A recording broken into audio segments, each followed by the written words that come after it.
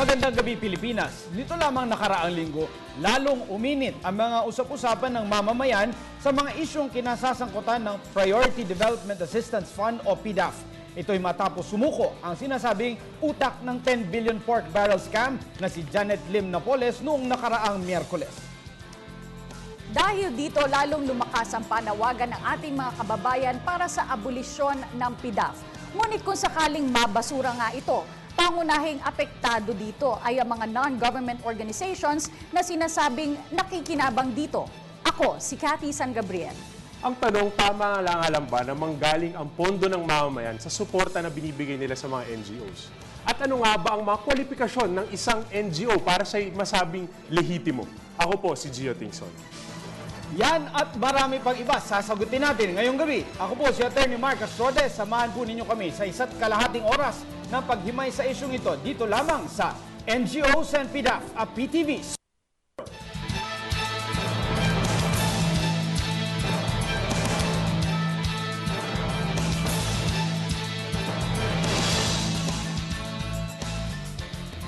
Patuloy pa ring hinaharap ng bansa ang issue tungkol sa maanomalyang paggamit ng Priority Development Assistance Fund o mas kilala bilang pork barrel.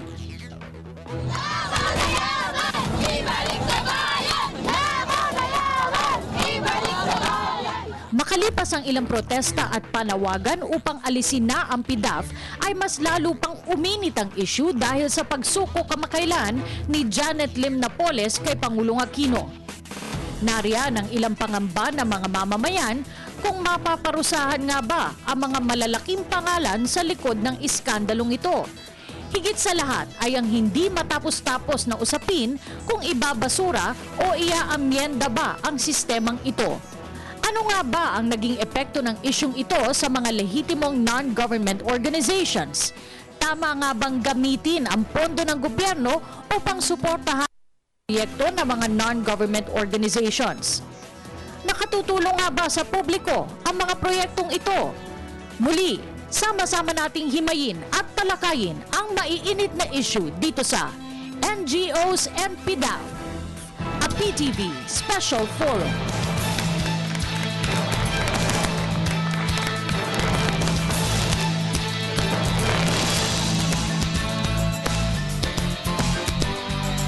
Magandang gabi po Pilipinas at Priority Development Assistance Fund pa rin, Mark. At yung mga NGO na sinusuportahan nito, yan po ang tatalakayin natin ngayong gabi. Kasama na rin dyan syempre yung recent development tungkol nga dito sa pagsuko ni Janet Lim Napoles. Dahil kung masasabi natin that it takes two to tango, hindi pwedeng wala itong NGOs dito sa kwentong ito dahil yung nag-disburse or tumanggap nito mga pondong ito ay yung NGO. So ano ang kinalaman nito mga NGOs at dapat nating maintindihan itong buong industriya ng NGOs ngayong gabi? Aalamin din natin, Mark, kung paano nga ba nalalaman kung o hindi itong mga PDAF na tumatanggap ng mga tulong pinasyal. Oo, galing sa mga PDAF ng ating mga mambabatas. Kaya nag-imbita po tayo ng mga representative mula sa agencies concerned na makakapagbigay sa atin ng kwento dito sa regulasyon ng mga NGO sa ating bansa. Ito po ay mga private sector groups na naki-participate dito sa PDAF ng ating bansa. At kasama nga po natin para talakayin itong ating topic ngayong gabi, Congressman Teddy Browner Bagila Jr. mula po sa Lone District ng Ifugao. At mula naman po sa Securities and Exchange Commission, sila po ang nagre-rehistro ng mga NGOs. Director for Corporate Finance, Attorney Justina Fernandez Calyangan. At siya naman po ang Vice Chairperson ng Board of Trustees ng Philippine Council for NGO Certification, Ms. Teresita Angsi. Ito si Ma'am Teresita Angsi sa PNCC. Ito yung nag-accredit ng mga NGOs. Okay, kasama pa rin po natin, siyempre, at tuking legal expert, Attorney JJ Atienza. At siya po ay isang estudyante mula sa University of the Philippines School of Economics, Emil Legacion. At ano, bakit bakit NGO? Bakit NGO? Ano? Unang-una, ano ba ang isang NGO? Tanungin po natin si Miss Angsi. What is an NGO, ma'am? Hello, ang NGO, non-government organization. Tinatag yan para makatulong sa ating gobyerno na punuan ang mga bagay-bagay na mga trabaho na hindi nagagampanan ng ating gobyerno, pamahalaan. Tulad 1986, no, EDSA Revolution, diyan talaga lumago ang mga NGO dahil nagkaroon tayo ng democratic space, maraming itinayo na mga NGO, merong tumutugon sa kahirapan, may tumutugon sa mga kooperatiba ng mga magsasaka, may tumutugon sa mga maglalayag, meron tumutugon tulad namin, no, sa may tumutugon din sa mga Chinoy concerns, no? Mga concerns ng ating mga kapatid na mga Chinong Pinoy, no? Chinoy nga. So, iba't ibang klaseng non-government organization, Okay. kaya NGO. Kung iba't ibang klaseng non-government organization, as far as focus, yung nabanggit ni Mama Angsi, gusto ko tanungin si Mama Attorney Justina, no? Meron po bang iba't ibang klaseng organization na NGO naman po? Pakipaliwanag po yung at least as far as the organization of these NGOs are concerned. Basically, itong mga NGO ay non-stock corporations. Pag sinabing non-stock, by membership, wala yung tinatawag na shares of stock. Yung mga members do not own shares of stock. Now, sometimes, ito din ay mga tinatawag na foundations. So, pag sinabi nating NGO, it's either na ordinary non-stock na hindi foundation o kaya foundation. Now, ano ang pagkakaiba ng non-stock corporation sa foundation? Basically, pareho yan. Except na ang pinaka-inente na description to distinguish it, to differentiate it from an ordinary non-stock corporation is the use of the word foundation sa pangalan ng korporasyon. Requirement yan ng SEC na kapag ikaw ay magpapatayo ng isang foundation na non-stock, sigurado yan, kailangan isama mo yung word na foundation. Kasi iba ang regulations ng SEC pagdating sa mga foundations. Mas stricto ang mga regulasyon sa mga foundations. Having defined these terms, no, tanungin natin si Attorney JJ na kasama natin siya dun sa ating coverage nung Senate hearing tungkol sa PDAF.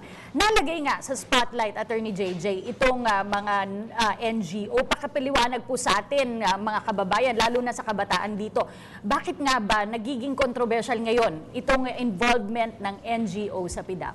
Alright, tandaan natin na hindi porke sinabi mong isa kang opisyal o kabahagi ng isang NGO ay masama.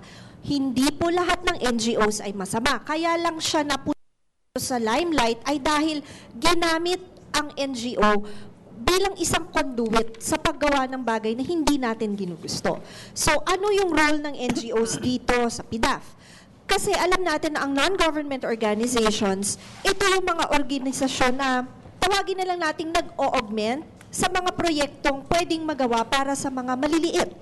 So, since hindi naman sa lahat ng oras ay matututukan ng gobyerno ang mga proyektong maliliit, let's say, concerns ng magsasaka o concerns ng mga specialized groups, the NGOs were formed in order to augment services that they want to give to the poor. But remember na hindi parte ng takbo ng gobyerno ang isang NGO. Kumbaga, ito ay isang voluntary na grupo na gumagawa ng mga proyekto para sa maliliit.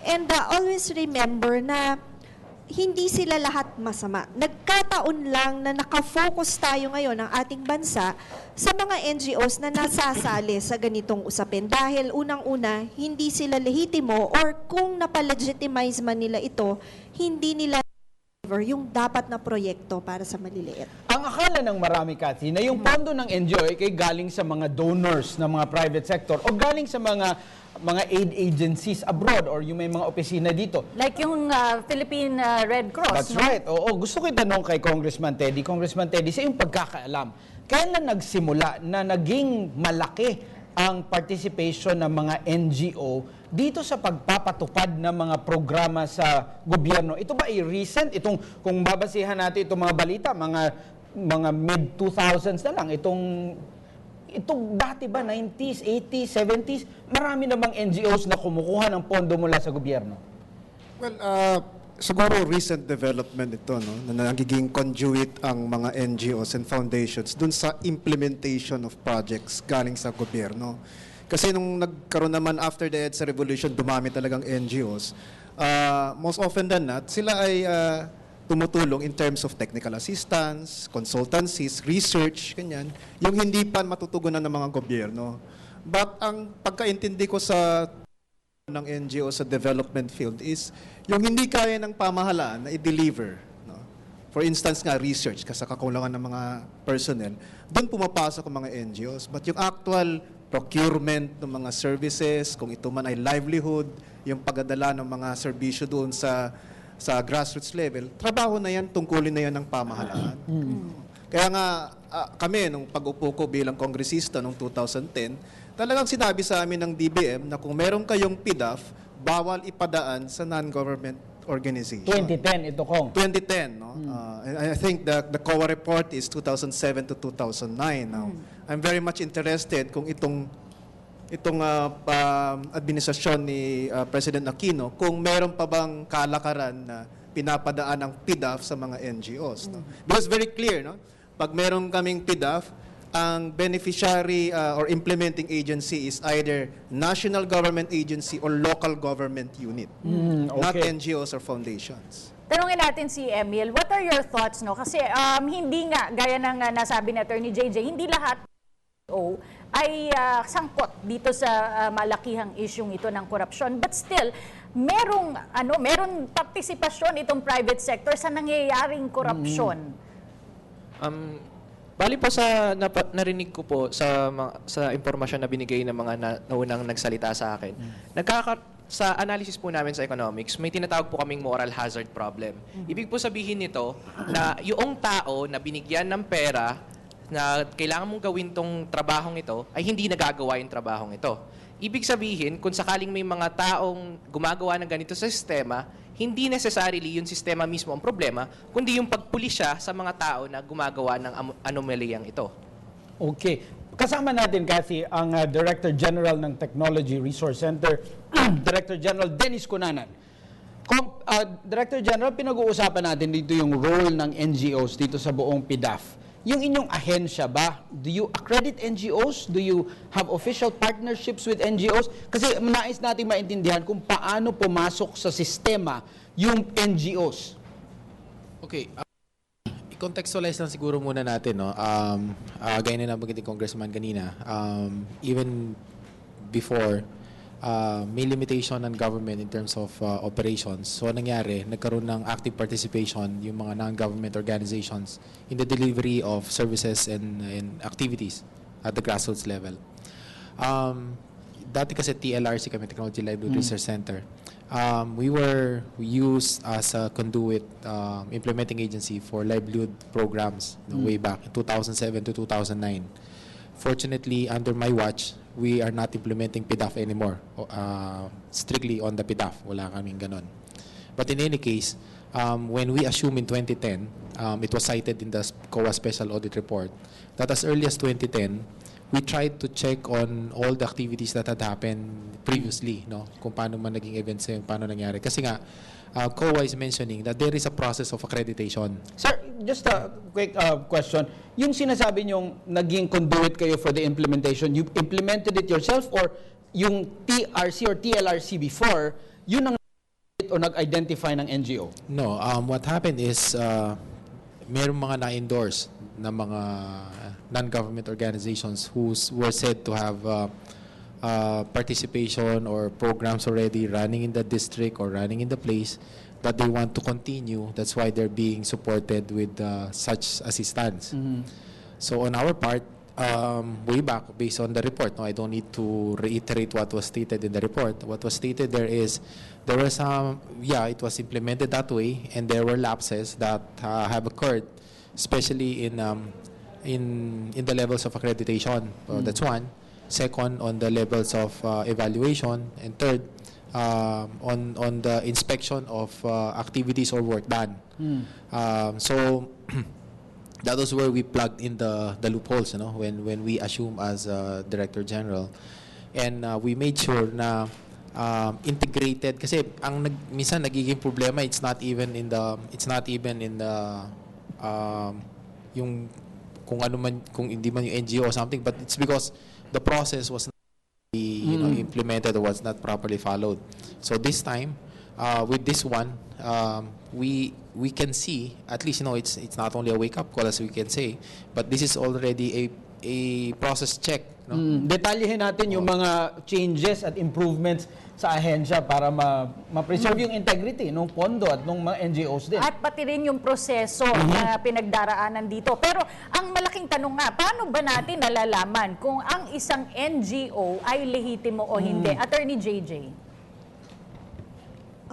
Malalaman natin kung lehitimo yung NGO. Unang-una, ang una nating step dyan, tanungin natin sa SEC, ito ba ay na-form under the laws of the Republic of the Philippines? Meaning, tumupad sila dito. Pangalawa, hindi lang naman ba nagtatapos yun sa SEC? Pwede kasing legal yung pagkaka-form ng NGO, subalit ito ba ay nagpe-perform? So, meron tayong accrediting agency, yung sinasabi nga ni Madam kanina, may isang ahensya na nag-a-accredit sa lahat ng NGOs upang pwede sila makipag-deal directly with the implementing agencies. So, meron siya bang o mga requirements na dapat makomply bago mo masabing ang isang lehitimong NGO ay accredited ng isang implementing agency. Pero marahil, ang tanong ng mga kababayan natin, Cathy, kung rehistrado yan sa SEC, rehistrado yan sa BIR, paano at nalulusutan tayo, Ma'am Attorney Justine, from the Securities and Exchange Commission, Ma'am, paano tayo nalulusutan ng mga NGOs na talagang wala man lang opisina, talagang nasa barong-barong o nasa isang sari-sari store, o talagang walang mahanap na address? Alam mo, kapag nagre-rehistro kasi ng isang entity para maging NGO, siyempre tinitingnan namin yung mga documentary requirements. May mga specific requirements like a specific address. After that, wala kasi kaming mga tao that go around to check. Una, we don't have enough people at the SEC. Pangalawa, hindi yan mandato ng SEC. At saka talagang hindi mo naman malagay kung ano talaga yung nasa utak ng isang tao. Legitimate siya mag-umpisa, pero you will never know kung anong gagawin niya sa pangalawa. Miss Angsi wants to say something. Linawin ko lang kasi baka lalong nako-confuse ang ating mga tagapagkinig. Two things. Unang-una, kaya nga naging non-government organization. Ang nature niyan, makita nyo, laging nagkukumahog sa pondo. Laging kulang ang pondo. Pobre. Laging naghahanap ng pondo para mapunuan, magawa nila ang kanilang ginagawa. Kaya nga non-government Kung sa gobyerno din sila kukuha ng pera, di gobyerno na lang ang gumawa, gobyerno na lang magpuno. So bihira sa mga NGOs na lehitimo ang kumukuha ng PDAF. Naging malaking kontrobersya ang PDAF dahil dagtayo ng mga pekeng NGO. O kaya, supposedly, binigay sa NGO, walang natanggap ang mga NGO. Ginamit ang kanilang organisasyon, pangalan ng organisasyon na nakarehistro, ginamit yan na hindi naman pala nila natanggap yung pera. Maraming nangyaring ganyan, Kaya nga nagko-complain itong mga NGO, ang dami naman palang pera. Bakit hindi sa aming lehitimong NGO ibinigay? Pangalawa, huwag sana natin sabihin, hindi naman lahat ng NGO. Sabihin natin, lahat ng NGO, karamihan sa NGO, lehitimong ginagawa ang kanilang trabaho. Nasangkot dahil sinadya namang isinangkot, dahil sinadyang gumawa ng mga NGO na peke. Dahil nga, ang mga ganid, ang mga walang konsyensya na mga mambabatas, ginamit yung mga pekeng NGO para makakuha ng pondo. Kaya yan yung kinagagalit namin. Lagi kami naghahanap ng pera. Itong relief calamities natin ngayon, di ba? Bakit nagpapataboy tayo ng mga squatter sa ilog. Hindi mo tanungin muna, bakit nakatira sa ilog? Hindi ba dahil wala ngang pera, wala ngang maipagpatay yung mga sa sarili nilang mga kabahayan, kaya nasa tabing ilog sila. Bakit nasa tabing ilog? Lang ang ginagawa ng ating pamahalaan na pinupunuan naman ng mga NGO. Sana kung itong mga PDAF na ibigay sa mga lehitimong NGO, hindi sana tayo umabot sa ganitong mga kontrobersya. Ayan. Okay, kasama tayo, Cathy, sa ating studio, mga estudyante mula sa University of Makati. Kasama sila na ating kasama si Gio Tingson. Maraming salamat, Cathy, tsaka Mark. Alam niyo, maraming tanong ang mga estudyante, pati sa online. Simulan ko yung online question para kay Ma'am Tessie Angsi.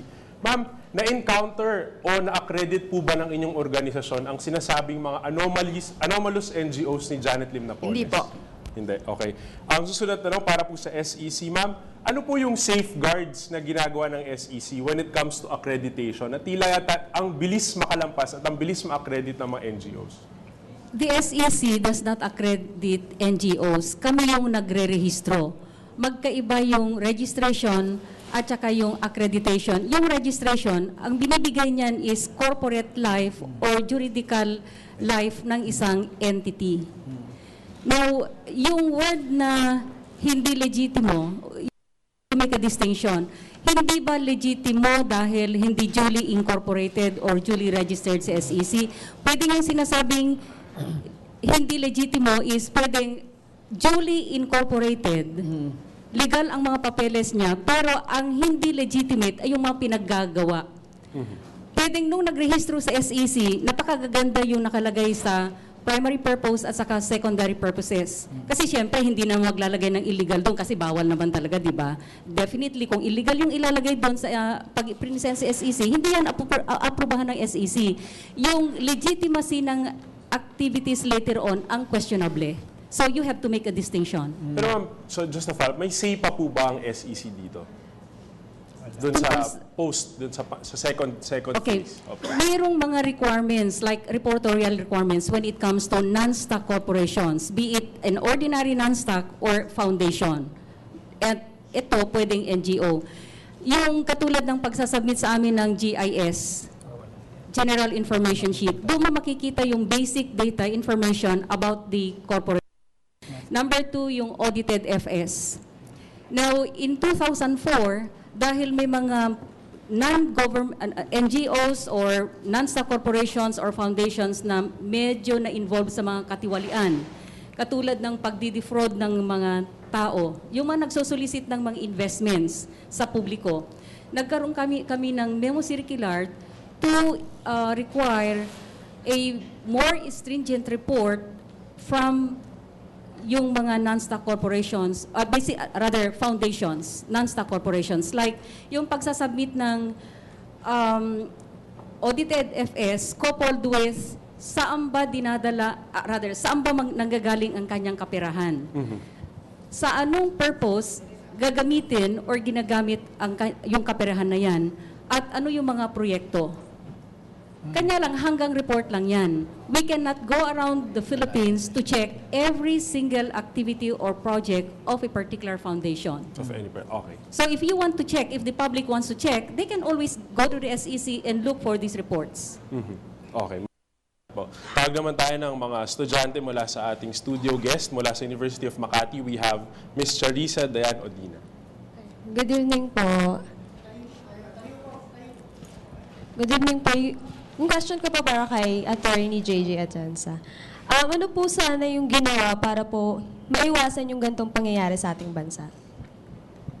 Alam mo, masyadong malawak yung question mo, pero alam mo, ang sagot lang dyan is sa kamay naman natin nakasalalay kung sino yung ihahalal natin na tao na alam nating incorruptible.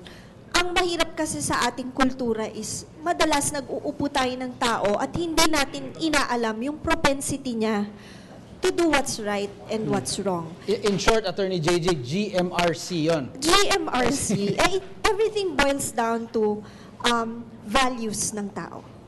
Okay? It's not the apelido, it's not yung pagiging sikat niya, but it's the values of the person you place or you entrust your taxes with. Maraming salamat. Tawagin naman natin si Christine Joy Aniel para sa kanyang tanong. Good evening po. Ang katanungan ko po ay para kay Ma'am Teresita. Sa anong may possibility po ba kaya at sa paanong paraan na mababawi pa po yung pondo o pera na napunta po kay Miss Janet Napoles? Siguro, mahirap na sabihin nating mabawi, no? At least magkaroon sana ng hustisya, mapakulong siya, ma-freeze lahat yung mga, ngayon, meron siyang mga assets na naka-freeze na, no? Pero hindi lahat na cover yung mga frozen assets niya kasi illegally acquired yan, no? Dapat sana mapagtuunan natin ng pansin at para makuha yan, ano? Tapos bilang sagot din doon sa isa pang kaninang question, paano natin ma-prevent yung ganon? Siguro huwag tayong magtutulong, huwag tayong magbibigay sa mga NGOs na hindi accredited ng PCNC, no? Kasi napakahigpit ng Council for NGO Certification. Sinicertify yan na nagre-report ba sa SEC every year, may audited financial statement. Ang kanyang roster of officers, meron bang mga independent trustees o itinayo lang ng pamilya nila para ang pamilya lang nila ang makinabang, no? Lahat yan tinitignan, binubusisi, no? Mahirap na proseso yan. Tapos meron bang nakikinabang na sumusweldo doon sa NGO na yon? Kasi sa PCNC accreditation, hindi pwedeng may nakikinabang na board of trustees doon sa NGOs na yon. So siguro, isa sa mga prevention is to see to it na accredited by PCNC itong NGO na ito bago natin bigyan ng malaking pondo, which many other donors require. Kaya nga nandyan ang PCNC kasi bago magbigay ng malaking pondo, titingnan muna may PCNC accreditation ba kayo? Kasi seal yun ng good housekeeping. It's not just a seal na pwede kayo mag-tax exemption, pero most importantly, it's a seal of good housekeeping na good governance itong NGO na ito. Nako, housekeeping as a basic thing. Tawagin naman natin si Kong Teddy. I think you have a comment on this, ano sir? Na lalo na't ang congressmen as incorporators ng mga NGOs. Pwede pa ba mabawi yung pera ng taong bayan, Congressman? Well, siguro doon muna sa usaping NGO, no? Kasi una hindi yung definition kasi ng NGO very loose eh. Knights of Columbus can register as an NGO. Federation of Fisher Folk, lahat ng kooperatiba maaaring maituturing na NGO. Ang tanong kasi is, meron ba silang kakayahan na i-implemento ang pondo ng pamahalaan? Considering that government agencies, whether local government unit or national government agency, sila dapat yung nag-i-implemento ng pondo ng pamahalaan. Because dati naman ang kalakaran pag NGO, kumukuha sila ng pondo galing sa mga donor agencies, no? Mga grants. Dahil lalong-lalo na tumitindi kasi ang mga paglago ng NGO pag medyo mababang reputasyon ng pamahalaan o credibility niya. That's why china-channel nila sa mga NGOs.